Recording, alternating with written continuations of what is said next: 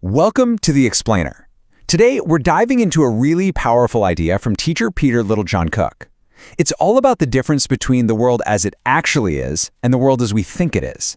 And honestly, this is one of those concepts that might just change how you see, well, everything. So let's just start with this question right here. Really think about it for a second.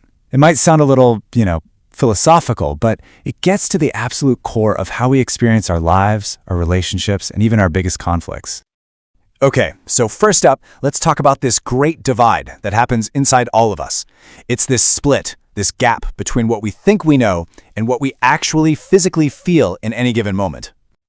You see, we've basically got two ways of knowing the world. On the one hand, there's our mental knowing. That's all the theory, the abstract ideas, the beliefs we hold in our heads. Think of it like reading a book about how to swim. But then, on the other hand, you've got embodied experience. This is the direct sensory stuff, the actual feeling. This isn't the book, this is the shock of cold water when you finally jump in. See the difference? And the thing is, most of us are conditioned to live right here, in this world of ideas. We're taught to believe that our mental understanding is the most reliable guide there is. We think if we just get the philosophy right, if we have the perfect belief system, then we've got it all figured out. But do we really? Well, this preference for living in our heads, it creates something incredibly powerful and is usually completely unconscious. It creates what you could call a mental map. And this map acts as a filter on our entire reality. So what is this mental map? You can think of it like an internal GPS. It's this preloaded story in your head about how the world works, who you are, and maybe most importantly, how things are supposed to be. And of course, it's built from everything: your culture, your upbringing, your unique experiences. And here is the catch. This is the crucial part. Once that map is all filled in, we tend to stop looking at the actual world around us. We kind of switch off our senses, and we just start following the map. We're living in our idea of reality, not reality itself. But why? Why would we do this? What's the deep, unconscious reason that we retreat from direct, real-time experience and hide out in these abstract maps? It all boils down to one single, profound human drive: safety.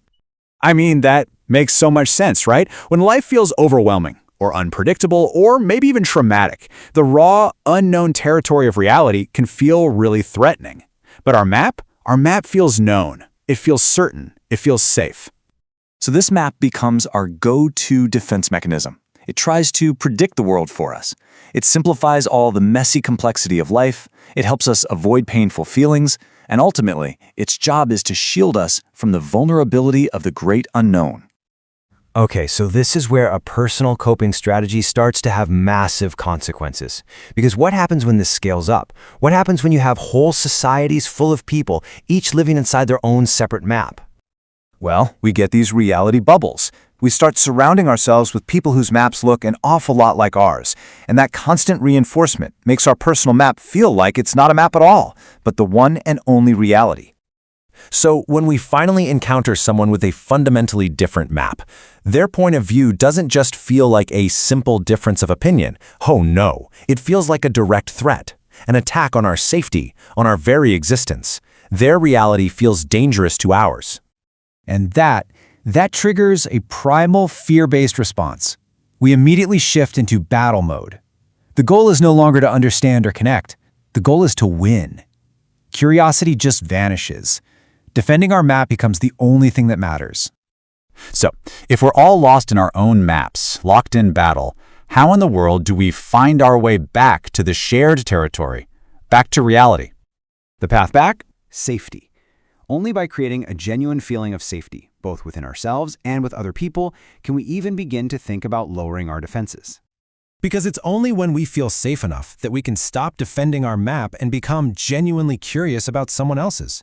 It's in that safety that we can finally start asking questions again, instead of just shouting our answers. And this quote just gets to the heart of the entire shift. The goal is no longer about proving whose map is right. The goal is to find an empathetic connection before you try to make any kind of correction. It's about connecting on a human level, finding the shared needs and fears that are hiding beneath all of our competing stories.